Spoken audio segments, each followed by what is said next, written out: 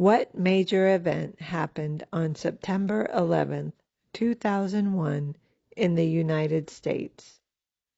On September 11th, 2001, terrorists attacked the United States. 2,753 people died when two planes hit the World Trade Center buildings in New York City. 189 people died when a plane hit the Pentagon building near Washington, D.C. 40 people died when a plane crashed in a field in Shanksville, Pennsylvania.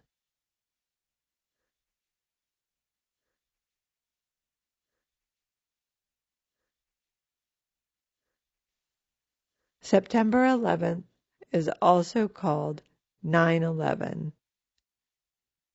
What major event happened on September 11th, 2001 in the United States? Terrorists attacked the United States.